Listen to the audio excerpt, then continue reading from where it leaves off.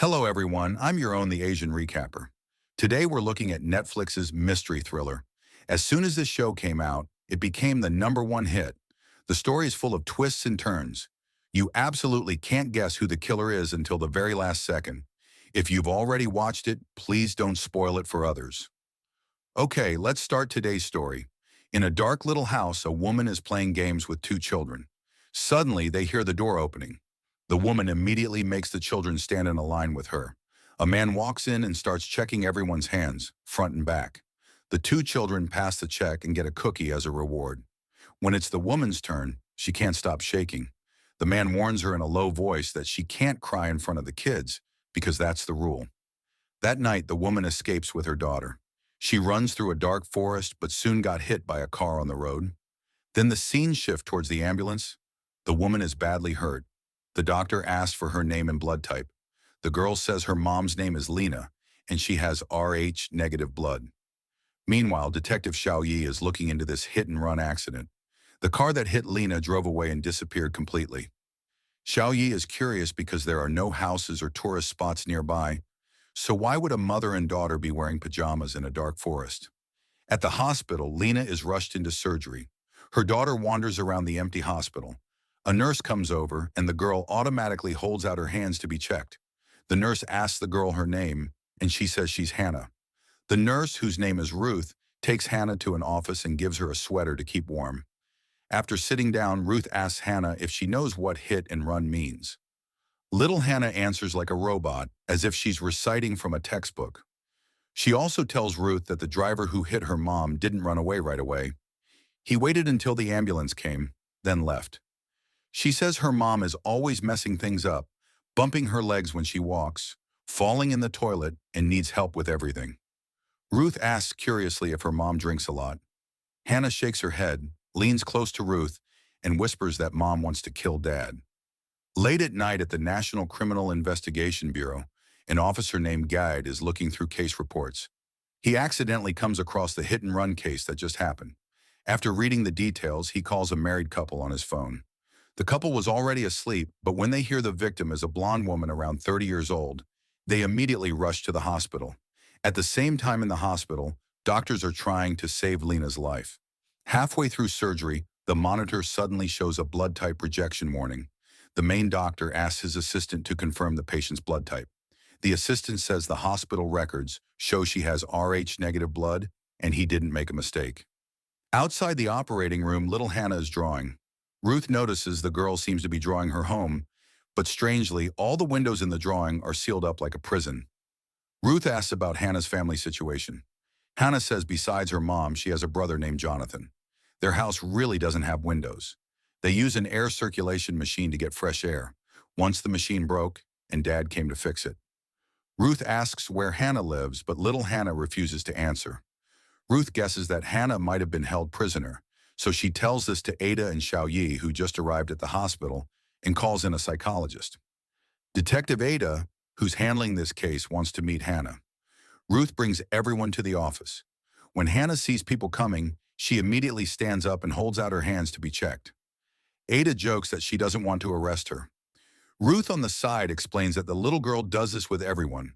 After they sit down, the psychologist asks Hannah a few questions. The little girl is very alert. Anything about her home, she refuses to talk about completely. Just then, the couple arrives at the hospital. They enter the operating room as family members of the patient. Looking at the badly injured Lena on the bed, the man suddenly shouts that this is not his daughter.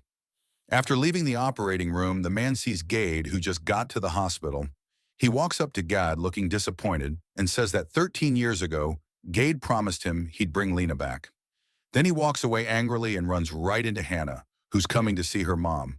The man looks at the little girl in the distance and falls to his knees in shock. The female detective takes the couple to a room. The man's name is Martin. 13 years ago, his daughter Lena mysteriously disappeared. The cop handling that case was Gade. Martin's wife says the little girl looks so much like Lena, or more precisely, like Lena when she was little. She takes out a photo from her bag. The girl in the photo looks exactly like Hannah. But strangely, Lena was already in her 20s when she disappeared. She couldn't have gotten younger, right? Ada tells Martin and his wife to calm down. Lena just had a car accident and her face is badly hurt. If Hannah looks so much like young Lena, then during the 13 years Lena was missing, she could have gotten pregnant and had a daughter. Maybe Martin and his wife are just nervous and made a mistake. But old Martin says firmly that he's not stupid enough to not recognize his own daughter. Ada turns around and asks Gade to get the files from the old missing person case. After Gade leaves, Ada tells Martin and his wife what Ruth said. If little Hannah isn't lying, then in the place where they were kept prisoner, there should be another little boy. At the same time in a locked room, Hannah's brother Jonathan is wiping blood off the carpet.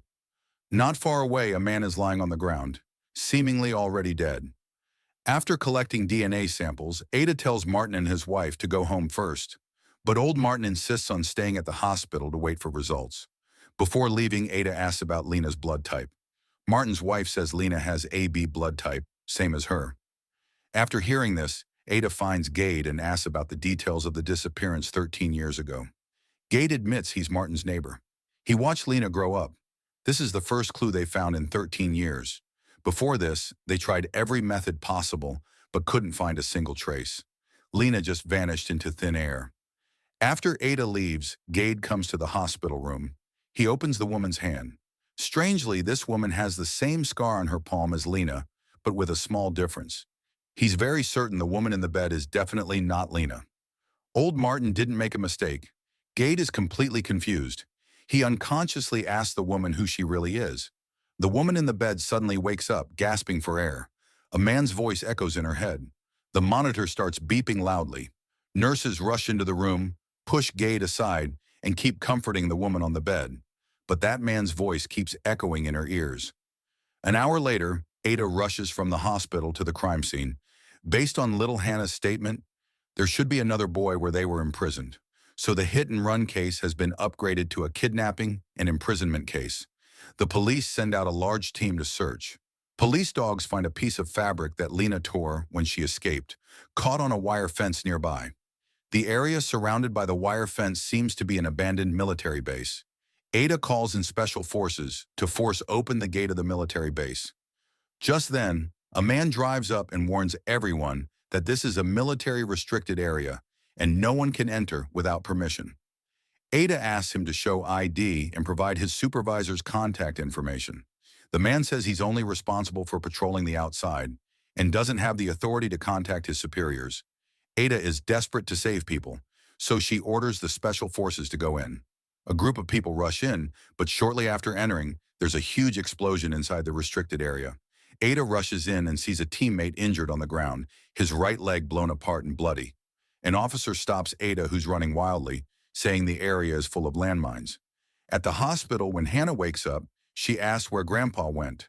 The psychologist asks little Hannah if she's seen that man from last night before. Little Hannah nods and says she once saw him during a trip.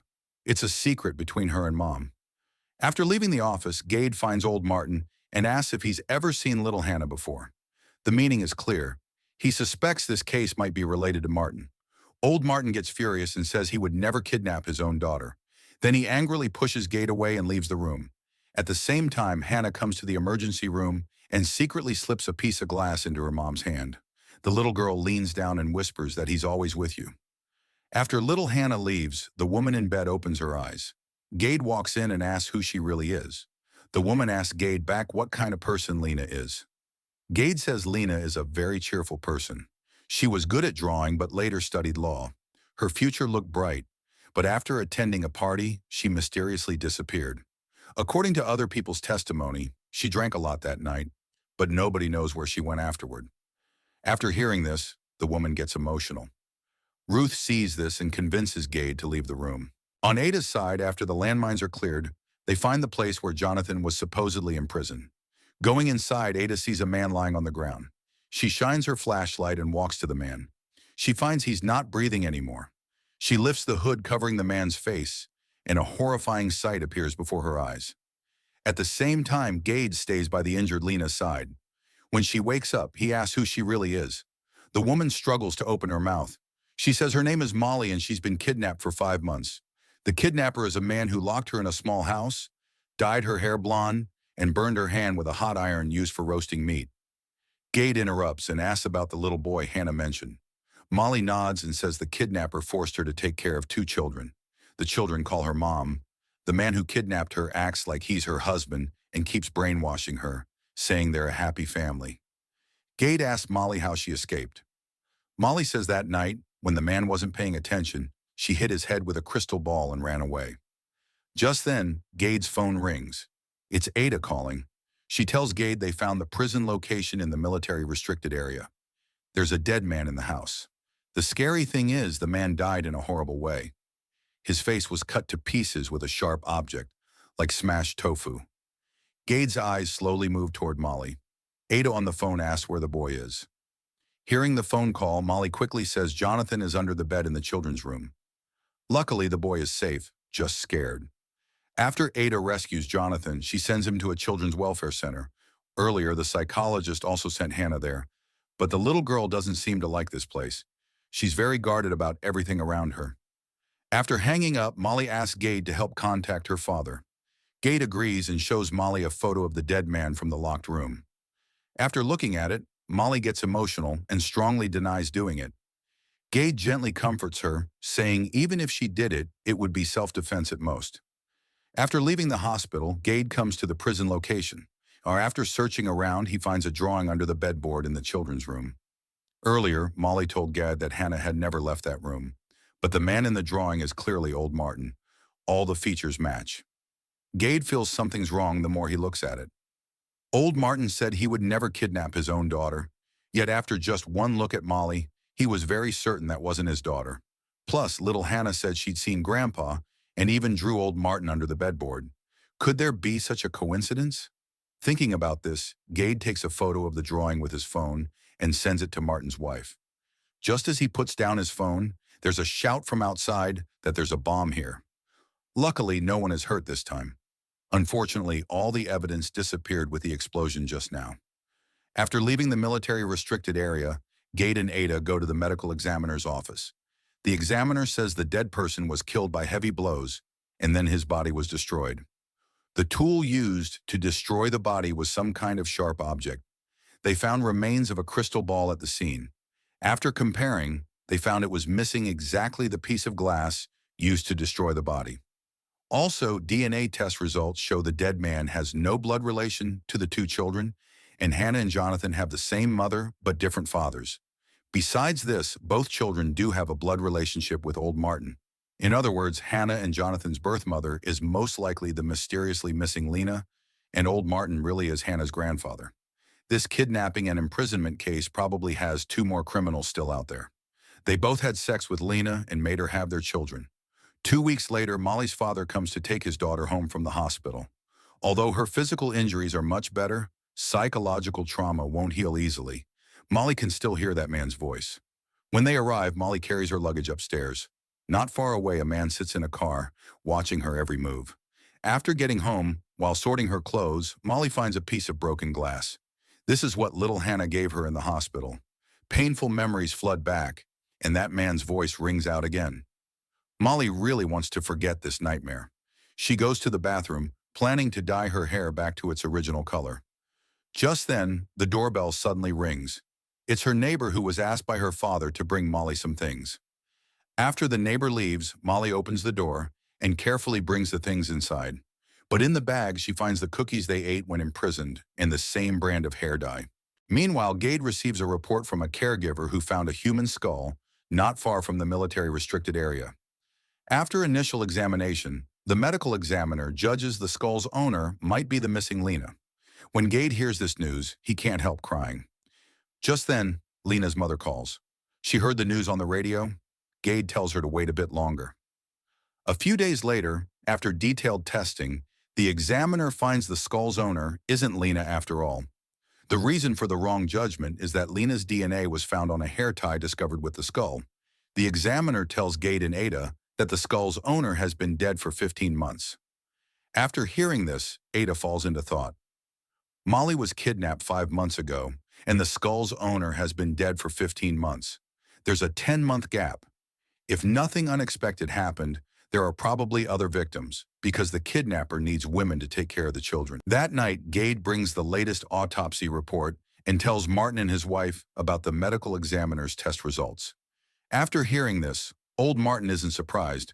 He also accuses Gade of not doing anything useful all these years. A whole 13 years have passed, and they still don't even know if Lena is dead or alive. After speaking, Gade takes out a photo of the dead man from an envelope and asks Martin if he's seen this person. Old Martin looks at it and shakes his head. The case is at a standstill again. The next day, Ada brings photos to the welfare center. She spreads the photos on the table and asks Hannah if the person in the photo is her dad. Hannah only looks once and gives a positive answer. After hearing this, Ada takes out her phone, shows a photo of the man they met at the military base last time, and asks again if this is her dad's friend. Little Hannah answers expressionlessly that this is also Dad. Ada randomly picks another photo and asks if this is Dad. Hannah says all of them are Dad. Ada's heart sinks halfway. The little girl doesn't even know what Dad means. Meanwhile, Gade goes to Molly's house and shows her the photo of the criminal, asking if this is the man who imprisoned her. Looking at the photo, Molly remembers what happened the night of the car accident. Gade looks at the dazed Molly and asks again if the man in the photo is the person who imprisoned her. That man's voice rings in Molly's ears again. She tries hard to control her emotions, but somehow nods her head. A few days later, Gade goes to see a psychologist. The doctor reminds him to take fewer antidepressants, or things will only get worse. Before the doctor finishes talking, Gade gets a call from Ada. She tells him that in the forest where they found the skull last time, they dug up 8 more bodies, and each one has the same body shape as Lena. The bodies all have the same scars on their palms, including the missing Lena and the surviving Molly. The criminal has harmed at least 10 women in these 13 years. The only good news is, based on the time of death, they haven't found Lena among the dead yet. After hanging up, Gade sees a news story at a newsstand. Someone took a photo of Ada and described the little girl as a zombie girl. Old Martin also sees this news. When he gets home, there's a bunch of reporters at his door. After entering, he tells his wife he wants to bring Hannah home from the welfare center. His wife doesn't agree, but old Martin has made up his mind. Meanwhile, Molly's mental state is getting worse. The man's voice keeps ringing in her ears. Unable to bear the torture, she takes the glass shard Hannah gave her and cuts her wrist. She lies in the bathtub wanting to die. But luckily, a neighbor comes knocking, and she survives. The next day, Gade summons all of Lena's ex-boyfriends and does DNA tests on each one. The final result shows Hannah's biological father is Lena's ex-boyfriend. Based on age calculation, Lena was already pregnant before she disappeared. But the ex-boyfriend now has a family and refuses to take responsibility. After this, Gade goes to Molly's house, but finds Molly has dyed her hair blonde again. Gade is shocked. He goes to the bathroom and finds the same hair dye as at the crime scene in the trash can. He looks up at the ceiling and sees rust marks around the shower head. His many years of police instinct tell him Molly might be under surveillance. And it's true. In a certain RV, a man is sitting in front of a monitor, watching everything happening in Molly's house. After Gade leaves, Molly finds clothes similar to Lena's to wear. She looks just like when she was imprisoned. After old Martin brings Hannah home, his wife has a big fight with him. Martin thinks Hannah is their granddaughter, and the child needs a normal living environment now. But his wife thinks the child needs a psychologist's help more now. But old Martin insists on keeping the child, so his wife gets angry and packs up to leave home. Late that night, Martin finds little Hannah standing in the living room, waving at the window. The blinds in the house have been opened by someone. Old Martin presses the security system. After closing the curtains, he asks his granddaughter who she was waving at. Little Hannah says nothing and goes upstairs looking blank. The next morning, Hannah's gone. Old Martin searches the whole house but can't find her. What he doesn't know is that not far away in an RV, little Hannah is standing behind a man, looking at Molly on the video monitor. Meanwhile, Gade gets a call from Ada. She tells him the Dutch police just shared some information. A man driving a silver car has gone missing. The man's age and build are very similar to the dead person. He just returned to his country 4 months ago, so he's probably not the criminal. In other words, the disfigured man might just be a scapegoat. Ada tells Gade to ask Molly why she lied. After putting down the phone, old Martin calls saying Hannah is missing, and someone leaked this news. Now the reporters outside have gone crazy, and he's blocked at home and can't get out. Before Martin finishes talking, Gade sees Molly coming out of her house. He tells old Martin he'll send someone over, then quickly hangs up and follows Molly. After crossing 2 intersections, he sees Molly get into an RV. The driver is the owner of a security company. After the RV starts, Gade drives while calling Ada, telling her to quickly check the security company. After hanging up, Ada goes to the security company. A staff member tells her their boss, Lars, just happens to be out today. Ada uses inspection as an excuse and follows the staff member to Lars's office. After searching around, she finds an old photo on the wall. Strangely, the woman in the photo looks extremely similar to Lena. After asking the staff, Ada learns the woman in the photo is Lars's mother, who abandoned Lars when he was very young. At the same time in the RV, Lars is taking Hannah and Molly to their new home. While driving, he touches Molly's belly and asks if she's pregnant. Molly asks Lars back why he killed so many people but let her live, and if it's just because she's pregnant. Before Lars can answer, little Hannah answers first. The answer to this question is very simple. It turns out that day Molly found her chance and knocked out Lars with Jonathan's crystal ball. When she ran to the roadside, she happened to get hit by a car. Hannah, who followed closely, knocked down the hit-and-run driver with a wooden stick. Lars caught up and planned to kill Molly to silence her, but little Hannah begged for Mom's life.